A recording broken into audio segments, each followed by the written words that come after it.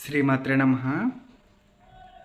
ఏంటంటే ఈ వీడియోలో చాలామంది శ్యామల నవరాత్రులు చెయ్యాలా చేయకూడదని సందిగ్ధంలో ఉన్నారు. ఇన్స్టాలో కూడా చాలామంది చాలా మెసేజ్లు చేస్తున్నారనమాట. దానికి సంబంధించి నేను వీడియో చేస్తున్నాను. ఈ వీడియోని ఒకవేళ మీకు అమ్మవారికి ఎట్టకపోయినా, అమ్మవారు చాలా ఉగ్రంగా ఉంటుంది, అమ్మవారు మనల్ని ఏదో పీక్కు తినేస్తుంది, ఆ రాక్షసి అనుకునే వాళ్ళు ఉంటే మాత్రం ఖచ్చితంగా ఈ వీడియో అయితే చూడక్కర్లేదు. మీరు ముందే చెప్పేస్తున్నాను. ఇది కేవలం అమ్మవారి కోసం నేను అవగాహన కలిగించడానికి, శ్యామలమ్మ కోసం అవగాహన కలిగించడానికి మాత్రమే వీడియో చేస్తున్నాను అనమాట. దయచేసి అర్థం చేసుకోండి. అమ్మని ద్వేషించొద్దు, ప్రేమించండి. ముందుగానే చెప్తున్నాను. మనం ఒక్కడుగు అమ్మ వైపు వేస్తే మన వెనకాల ఆవిడ ఉండి 100 అడుగులు మన చేత నడిపిస్తుంది. ఒక్క చేతితో మనం అమ్మకు పూజ చేసామంటే 1000 చేతులతో మనల్ని కాసుకుంటూ వస్తుంది తల్లి. ఆవిడ కోసం చెడ్డగా మాట్లాడొద్దండి, ఆవిడ ఉగ్రం అవి అనేసి. దానికి సంబంధించి పూర్తి వివరణ ఈ వీడియోలో అయితే నేను ఇవ్వడానికి ట్రై చేస్తాను. ఎక్కడైతే స్కిప్ చేయకుండా చూడండి. ఏమన్నా తప్పులు ఉంటే మాత్రం క్షమించండి. ఈ యూట్యూబ్ ఒక అందుకు మంచిదవుతుందండి, ఒక అందుకు చెడ్డదవుతుంది. చాలామంది దుష్ప్రచారాలు ఎక్కువైపోయినాయండి. ఇప్పుడు లలితమ్మ నవరాత్రులు వస్తాయి, మనకి ఉగాదికి వస్తాయి. అవి అసలు లేవనే చెప్తున్నారు. అనేవాళ్ళు ఒకసారి ఆలోచించుకోండి. బ్రహ్మాండ పురాణం అనేది ఒకటి ఉంది మనకి, దేవి భాగవతం అని ఇవన్నీ ఉన్నాయి. ఇవన్నీ వ్యాసుల వారు ఇచ్చినవి. అవన్నీ ఒకసారి చదివితే మీకే అర్థమవుతుంది. దేవి మహత్యం ఒకసారి చదవండి. దేవి భాగవతం అందులో ఖచ్చితంగా ఉంది. దేవి నవరాత్రులు 4 సార్లు వస్తాయి సంవత్సరానికి. అవి ఫస్ట్ కూడా మనకి ఉగాదికి వసంత నవరాత్రులు వస్తాయి, అవి లలితమ్మకి చేయాలి. నెక్స్ట్ ఆషాఢ మాసంలో 3 దేవీ నవరాత్రులు, అవి మనకి ఆశ్వీజ మాసంలో వస్తాయి. 4వది శ్యామలమ్మ నవరాత్రులు, అవి కూడా గుప్త నవరాత్రులే, మాఘ నవరాత్రులు అంటారనమాట వాటిని కూడా. ఈ 4 కూడా ఖచ్చితంగా ఎవరికి ఇష్టం ఉన్నంతలో, ఎవరికి ఓపుకున్నంతలో వాళ్ళు చేయొచ్చు అని వాళ్ళు ముందే చెప్పారు. కాకపోతే మిగతా 2 నవరాత్రులు అయితే ఏవైతే ఉన్నాయో అవి మాత్రం గుప్తంగా చేయాలనేసి చెప్పారు. అంతేకాని చెయ్యొద్దని మాత్రం ఎక్కడా చెప్పలేదండి. ఇక మొన్న సంవత్సరం 2023 అంతా కూడా అప్పటికి ఇంకా కొంతమంది మహానుభావులు యూట్యూబ్లోకి రాలేదనమాట. వాళ్ళు ఏం చేశారంటే శ్యామలమ్మ కోసం, వారాహి అమ్మవారి కోసం మొదలుపెట్టేశారు. వారాహి అమ్మవారిని వాయించి పాడేసి చాలామంది ఇంట్లోంచి వారాహి అమ్మ ఫోటోలు తీయించేశారండి. వాళ్ళు విగ్రహాల జోలికి వెళ్ళొద్దని అందరూ చెప్తారు, కానీ ఫోటోలు తీయించేశారండి. వాళ్ళ వారాహి అమ్మవారి ఫోటోలు తీసేశారు. అమ్మవారు ఎందుకు వచ్చిందో ఎందుకు వెళ్ళిపోయిందో కూడా తెలియదు అసలు జనాలకి. అమ్మ వచ్చేసి వెళ్ళిపోయింది. తర్వాత ఇప్పుడు శ్యామలమ్మ మీద పడ్డారు. ఇప్పుడు టార్గెట్ 2024 టార్గెట్ జాగ్రత్తగా అందరి ఇంట్లోంచి శ్యామలమ్మ ఫోటోలు తీయించాలి, శ్యామలమ్మ పూజలు మానిపించాలి. నెక్స్ట్ లలిత నవరాత్రులు వస్తాయి, వసంత నవరాత్రులు. అప్పుడు కూడా లలితమ్మకు కూడా జాగ్రత్తగా నవరాత్రులు మానిపించాలి, లలితమ్మను కూడా జాగ్రత్తగా ఒక్కొక్కళ్ళ ఇంట్లోంచి పంపించాలి అనేసి కంకణం కట్టుకుని కొంతమంది ఏం వాగుతున్నారో వాళ్ళకే తెలియకుండా పిచ్చి పిచ్చిగా మాట్లాడుతున్నారు అనమాట. ఇప్పుడు వరాహస్వామి ఉన్నారండి, వరాహస్వామిని పూజిస్తున్నాం. ఆవిడ శక్తి, స్త్రీ రూపం శక్తి వారాహి అమ్మవారు. అంటే ఇప్పుడు విష్ణుమూర్తి 10 అవతారాల్లో ఉన్న వరాహస్వామిని మీరు పూజించడం మానేస్తున్నారా? తిరుమలలో గుడి ఎందుకు ఉంది, మూసైపోయారా మీరు? అలాంటప్పుడు వరాహస్వామి ఎలాగో వారాహి అమ్మవారు అలాగే. నెక్స్ట్ నరసింహస్వామి ఉన్నారు. నరసింహస్వామి ఉగ్రంగా ఉంటారు, శాంతంగా ఉంటారు. అలాగే ఆయన నుంచి వచ్చిన శక్తి నారసింహి శక్తి ప్రత్యంగిర అమ్మవారు. ఆవిడ ఉగ్రంగా ఉంటుంది, శాంతంగా కూడా ఉంటుంది. మీరు పూజించుకునే విధానం బట్టి అమ్మవారు ఉంటుంది. అంతేకాని వాళ్ళు ఉగ్రదేవతలు, వాళ్ళు పూజించకూడదు, ఉపాసించకూడదు అనేసి చెప్పేస్తున్నారు. ఇంకా ఒక్క అమ్మవారికే వర్తిస్తుందా ఏంటి ఈ విధానం, లేకపోతే మిగిలిన వాళ్ళందరికీ కూడా వర్తిస్తుందా? ఎందుకు మాట్లాడుతున్నారో, ఏం మాట్లాడుతున్నారో తెలియట్లేదండి. ఎందుకండి మీకు అమ్మవారి మీద అంత కక్ష?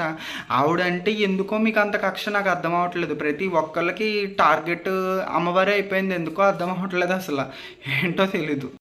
ఇంకా ఇప్పుడు ఈ వారాహి అమ్మ కోసం ప్లస్ మన ప్రత్యంగిర మాత కోసం తీసేయండి. వాళ్ళ కోసం తర్వాత వేరేగా స్పెషల్గా ఇంకో వీడియో చేసుకుందాం. ఈ వీడియోలో శ్యామలమ్మ కోసం చెప్తున్నాను. ఫస్ట్ ఆఫ్ ఆల్ శ్యామలమ్మ ఎవరో తెలుసుకోండి. శ్యామలమ్మ లలితమ్మ నుంచి వచ్చింది. లలితమ్మ యొక్క మంత్రిని ఆవిడ. లలితమ్మ వీణ పట్టుకున్న సరస్వతి స్వరూపం. తెల్లగా ఉంటే శుద్ధ సాత్విక స్వరూపంలో ఉంటే సరస్వతీదేవి అని ఎలా అంటామో, లలితమ్మ నుంచి ఆవిర్భవించిన అమ్మవారు అంటే కొంచెం గ్రీన్ షేడ్, అంటే పచ్చరంగు. మాణిక్య వీణమపలాలయంతి మదాలసాం మంజుల వాగ్విలాసం మాహేంద్ర నీలజ్యోతి కోమలాంగి మాతంగ కన్య మనసస్మరామి. అమ్మవారు పచ్చరంగులో ఉంటారండి, గ్రీన్ కలర్లో ఉంటారు అమ్మవారు. ఆవిడ్ని అలా 8 చేతులతో ఉండి పచ్చ రంగులో ఉండి వీణ పట్టుకున్న తల్లిని శ్యామల అన్నారు. అది తెలుసుకోకుండా మీరు ఇష్టం వచ్చినట్టు ఎలా పడితే అలా వాగేసి, ఇంకా శ్యామలమ్మ కూడా ఇంట్లో చేయకూడదు, గృహస్థులు శ్యామలమ్మను పూజించకూడదు అనేసి ఇష్టం వచ్చినట్టు మాట్లాడుతున్నారు. ఎలా మాట్లాడతారండి? మీకు అసలు సరిగ్గా తెలుసా తెలీదా అసలు?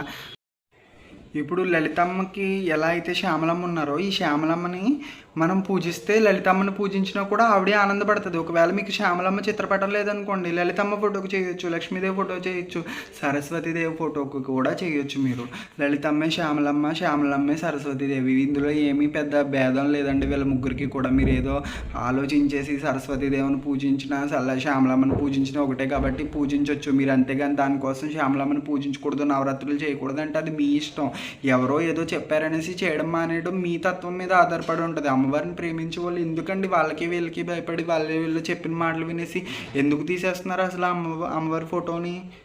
వీడియోలు పెట్టేవాళ్ళు కూడా, జనాల్ని ఇన్ఫ్లుయెన్స్ చేసే వాళ్ళు కూడా ఎలా చెప్తున్నారంటే వాళ్ళకి కావాల్సిన తత్వాన్ని, వాళ్ళకి కావాల్సిన కంటెంట్ని మాత్రమే వాళ్ళ వీడియోల్లోంచి తీసుకుని అప్లోడ్ చేస్తున్నారు. వాళ్ళు ఏం చెప్తున్నారు, ఆదిత్య స్వామి గారు అనేసి ఒక స్వామి ఉంటారు, బొట్టు పెద్ద పెట్టుకుని కొప్పేసుకుని ఉంటారు. ఆ స్వామి ఏం చెప్పారు, దశమహావిద్యల జోలికి అయితే వెళ్ళొద్దన్నారు, దశమహావిద్యల జోలికి వెళ్ళొద్దన్నారు. కానీ ఇప్పుడు శ్యామలమ్మ దశమహావిద్యల్లో అయితే మాతంగా అవుతుంది. నార్మల్గా లలితమ్మ పక్కన ఉంటే శ్యామలమ్మే అవుతుంది కదా. శ్యామలమ్మని పూజించడానికి మీకేంటి నొప్పి? శ్యామలమ్మని ఎవరు పూజిస్తే మీకేంటి నొప్పి? మాతంగికి శ్యామలకి ఇద్దరికి అభేదం లేదు, ఒప్పుకుంటాం. కానీ తాంత్రిక రూపంలో ఉంటే ఆవిడని మాతంగి అంటారు, శాంత స్వరూపంలో ఉంటే శ్యామలమ్మ అంటారు. అదే బ్రహ్మగారి పక్కన ఉంటే కనుక సరస్వతీదేవి అని అంటారు. ఆ మాత్రం ఇంగితం కూడా లేకుండా ఇష్టం వచ్చినట్టు శ్యామలమ్మని వేసుకుంటున్నారు. ఇంకా శ్యామలమ్మని కూడా పంపించేద్దామని ఫిక్స్ అయిపోయారు వీళ్ళు. ఒకవేళ శ్యామలమ్మ తాంత్రిక దేవత, ఆవిడని పూజించకూడదంటే చిన్న పిల్లల చేత చిన్న వయసులో ఉన్న వాళ్ళప్పటి నుంచే శ్యామల దండకాలు నేర్పిస్తారండి. అది ఇప్పుడు ఏ నోరేసుకుని అయితే పడిపోతున్నారో వాళ్ళ కులాల్లో ఎప్పటి నుంచో శ్యామల దండకం నేర్పించి వాళ్ళకి వాగ్దాటి పటిమ రావాలనేసి చిన్నప్పటి నుంచి ఆకర్షణ పెరగాలనేసి శ్యామలమ్మ దండకాలు నేర్పించేవారంట. ఇప్పుడు మరి ఆవిడని ఎందుకు మీరు గెంటేస్తున్నారో, ఆవిడని ఎందుకు తోసేస్తున్నారు, ఆవిడని ఎందుకు వద్దని చెప్తున్నారు? శ్యామలమ్మ ఏమి ఉగ్రదేవత కాదండి, తాంత్రిక దేవత అయితే మాతంగా అంటారు. ఇప్పుడు శ్యామలమ్మని పూజించితే వీళ్ళకి వచ్చిన నొప్పి ఏంటండి? అలాంటప్పుడు చిన్నప్పుడే మరి అమ్మవారి యొక్క దండకాన్ని నేర్పించకూడదు కదా. ఎందుకు నేర్పించారు? అలాంటి కోపం ఉన్న అమ్మవారు అయితే ఈవిడి మరి అప్పుడు ఆ పిల్లలందరూ ఎందుకు ఎదిగారు, వాళ్ళకి విద్య ఎందుకు వచ్చింది అసలు? అలా కామెంట్ చేయండి. వాళ్ళు అడిగే వాళ్ళ కింద వీడియోస్ పెట్టే వాళ్ళకి కామెంట్ ఖచ్చితంగా పెట్టండి మీరు. శ్యామలమ్మని పూజించడం తప్పేం లేదండి. నవరాత్రి దీక్ష చేసి శ్యామలమ్మని పూజిస్తే వాళ్ళకేంటండి నొప్పి? ఇప్పుడు 10 రోజులు మీరు నిష్టగా ఉంటారు. శ్యామలమ్మ పూజ చేశారంటే కింద పడుకుంటారు, ఎన్వి అలాంటివి తినరు, స్విచ్గా శుభ్రంగా ఉంటారు, ఒక టైంకి పూజ చేయడం మొదలు పెడతారు. దానివల్ల ఏమవుతుందంటే మీలో ఒక క్రమశిక్షణ అలవాటు అవుతుంది, ఒక నిబంధత, ఒక ప్రణాళిక అలవాటు అవుతుంది. దానివల్ల మీ ఆరోగ్యానికే మంచిది అవుతుంది, మీకే మంచిది అవుతుంది తప్ప అందులో వచ్చేది ఒరిగేది ఏముందండి? ఎప్పుడు కూడా కోరికలతో పూజ చేయకూడదండి. కోరికలతో పూజ చేయకుండా అమ్మ మీద ప్రేమతో పూజ చేశారనుకో మీరు అసలు దేనికి భయపడరు. అమ్మవారిని పూజ చేయడానికి మీరు అసలు దేనికి భయపడరు అనమాట. కాకపోతే ఏంటంటే వీళ్ళు ఇంకా చెప్తున్నాను కదా, వీళ్ళు ఇష్టం వచ్చినట్టు ఏయో చెప్పేస్తున్నారు. కానీ మీరు అవేమీ ఆలోచించి పిచ్చి నిర్ణయాలు తీసుకుని అమ్మని బయటకు పంపించేద్దండి. అమ్మ ఒక్కసారి మనం వదిలేమంటే మళ్ళీ ఆవిడ పాదాలు పట్టుకోవాలంటే ఎన్ని జన్మలు ఎత్తాలో మనకే తెలియదు. ఆవిడ ఒక్క కాలుతో ఒక్క తోపు తోసిందంటే ఎక్కడ పడతామో కూడా మనకే తెలియదు అనమాట. అమ్మను వదిలేసామంటే మళ్ళీ పట్టుకోవడం చాలా కష్టమండి. నెక్స్ట్ ఏంటంటే కాళిదాసు మహాకవి అయ్యాడండి. ఆయన ఇలాంటి కవి కాదు, మహాకవి కాళిదాసు. ఆయనకి అసలు విద్య అంటాం కూడా రాదు, విద్య అనేవాడు. విద్యాధరి చెప్పిందనేసి ఉజ్జయిని కాళీ అమ్మవారి దగ్గరికి వెళ్ళి తలుపు మోస్తే ఆ తల్లి నాలుగు లాగి బీజాక్షరాలు రాసింది. ఆయన ఎలా చూశాడు? ఆవిడ్ని శ్యామలమ్మ కిందే చూశాడు. ఆవిడ సరస్వతి రూపం అనేసి ఆయన అప్పుడే చెప్పేశాడు. ఆయనకి ఎంతో వాక్పటిమ వాక్శుద్ధి ఇచ్చింది. ఆయన చెప్తే ఆవిడ చెప్పినట్టే ఉండేది. అంత నిజం చేసింది శ్యామలమ్మ. అలాంటి శ్యామలమ్మని మీరు పూజించొద్దు అనేది, అలాంటి శ్యామలమ్మని మీరు ఉపాసించొద్దు అంటున్నారా, నవరాత్రులు చేయొద్దు అంటున్నారా? ఏం చెప్తున్నారండి? మీకు అసలు బుర్ర ఉందా? ఏదో నోరుంది కదా అనేసి ఇంత బొట్లు పెట్టేసుకుని పొడవ బొట్లు ఏయో చెప్పుకుంటా పోతున్నారు. అసలు మీకు సెన్స్ ఉందా అసలు లేదా? మీకు ఓపికన్నంతలో ఎంతలో చేసుకోగలరో అంతలో చేసుకోండి. ఒకవేళ మీకు అమ్మ ఫోటో లేదనుకోండి, మళ్ళీ కొని తెమ్మని నేనేం చెప్పట్లేదు. సరస్వతీదేవి ఫోటో ఉంటే ఆవిడ చేసుకోండి, సరస్వతీదేవి ఫోటో కూడా లేదు.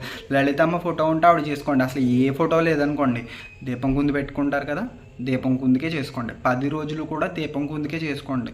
10 రోజులు దీపంలోకే అమ్మని శ్యామలమ్మని ఆవాహన చేసుకుని అన్ని ఉపచారాలు దీపానికే చేయండి.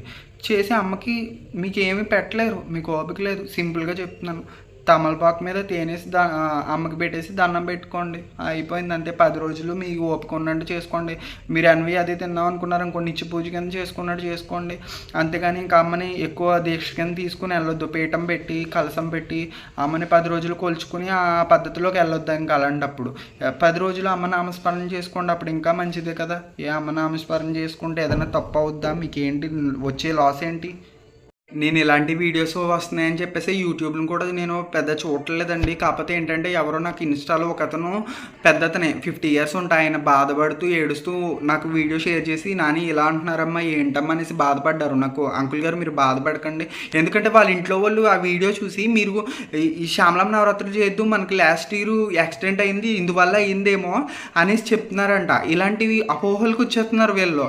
ఇంట్లో వాళ్ళు వాళ్ళని చేయొద్దని చెప్తున్నారంట. ఆయన బాధపడి ఏడుస్తా నాకు ఫోన్ చేసి ఇలా అని చెప్పాడు. ఆయనకు అమ్మవారు అంటే చాలా ఇష్టం, వాళ్ళ మిస్సెస్కి కూడా చాలా ఇష్టం. ఏంటంటే ఇలాంటి మాటలు విని వాళ్ళు అసలు చెయ్యొద్దు అంటున్నారంట. అందుకనేసి నాకు బాధ కలిగి నేను ఇంకా సరే వీడియో పెట్టాలనేసి ఇన్స్టాగ్రామ్లో నళిని అక్క ఉంది, నళిని అక్క కూడా చెప్పాను, నేను చాలామంది చెప్పాను మెసేజ్ పెట్టేసి ఇలా అనేసి. ఇంకా ఓకే దీని మీద ఒక నిర్ణయం తీసుకుందామనేసి అందరం చేద్దామనేసి అనుకున్నాం అనమాట. అంతేకాని మీకు ఓపుకున్నంతలో చేసుకోండి, కానీ ఎవరో చెప్పారు ఏదో అన్నారని మాత్రం మీరు చేసి పూజ అయితే ఆపొద్దండి. అమ్మనైతే మీరు పక్కన పెట్టొద్దు.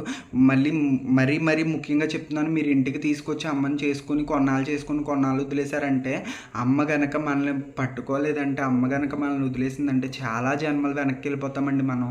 ఎందుకంటే అమ్మవారి నామం అందరికీ అవ్వదండి. అది బ్రహ్మాది రుద్రులకు కూడా ఎవరికి దొరకదు. అమ్మని పట్టుకోవడానికి వాళ్ళు ఎంతో ప్రాధాయపడతారు. అలాంటి వాళ్ళకి దొరకని నామం మనకు దొరుకుతుందంటే మనం అర్థం చేసుకోవాలి, మనం ఏ జన్మలోనో అమ్మలతో రుణం ఉండిపోయింది కాబట్టి ఇప్పుడు మనం వచ్చాం. అంతేకాని ఎవరో చెప్పారో చెప్పుడుగొట్టు మాటలు విని మీరు మానేశారంటే మళ్ళీ ఎక్కడికో వెళ్ళి పడాల్సి వస్తుంది అనమాట. అదొకసారి గుర్తు పెట్టుకోండి ఏదైనా చేసే ముందు. వాళ్ళ ఇంట్లో వాళ్ళకి అంకుల్ గారు వాళ్ళ ఇంట్లో వాళ్ళకి నేను సరిగ్గా వివరించాను. ఒకసారి ఆయనకి కాల్ చేసి నేను శుభ్రంగా మొత్తం అంతా పిన్ టు పిన్ అంతా చెప్పుకొచ్చాను అనమాట నాకు తెలిసినంత మటుకి. అప్పుడు ఆయన ఓకే అనేసి వాళ్ళ ఇంట్లో వాళ్ళు సర్దుకున్నారంట. ఇలా అందరూ ఏమవుతుందంటే ఒకళ్ళ నుంచి ఒకరికి స్ప్రెడ్ అవ్వి ఇంకా నిజమేనేమో, ఇది నిజంగా చేయకూడదేమో, నిజంగా ఇది కనుక నిజమే అయ్యి ఉండొచ్చు కదా అనేసి ఏం చేస్తున్నారంటే చేయడం మానేస్తున్నారు. వాళ్ళ మాటలు వీళ్ళ మాటలు విని దానివల్ల ఏమవుతుందంటే మొత్తం అమ్మకి దూరం అయిపోవాల్సి వస్తుంది అనమాట. ఎప్పటి నుంచో మీరు చేసిన దీక్ష నియమాలు ఇవన్నీ కూడా ఇంకా వీళ్ళ పుణ్యమా అంట మొత్తం ఆగిపోతున్నాయి. కాబట్టి నేను అదే చెప్తున్నాను. అందువల్ల మీరు ఖచ్చితంగా మీకు అవకాశం ఉంటే మాత్రం అమ్మను వదలొద్దండి. వాళ్ళు చెప్పారు వీళ్ళు చెప్పారు కాదు, మీ మనస్సాక్షి ఏం చెప్తుందో అది మాత్రం ఆలోచించుకోండి ముందు. కాబట్టి ఏదైనా డిసిషన్ తీసుకునే ముందు మీరు ఖచ్చితంగా ఆలోచించుకుని వాళ్ళు వీళ్ళు చెప్పారని మాత్రం ఆలోచించొద్దండి. ఎందుకు ఈ మాట పదే చెప్తున్నానంటే, అమ్మను ఒకసారి మళ్ళీ వదిలేమంటే మనం పట్టుకోవడం చాలా కష్టం అనమాట.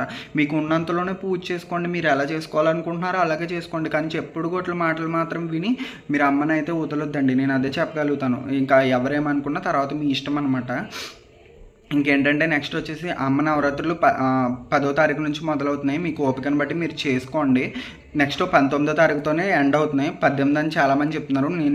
నేను మాత్రం బల్ల కొద్దీ ఫస్ట్ నుంచి ఇదే ఫిక్స్ అవ్వాను. 19 వరకు ఉన్నాయి. 19నే అమ్మని కదపాలి, 19 మార్నింగ్. కాబట్టి మీ ఓపిక వచ్చినట్టు చేసుకోండి.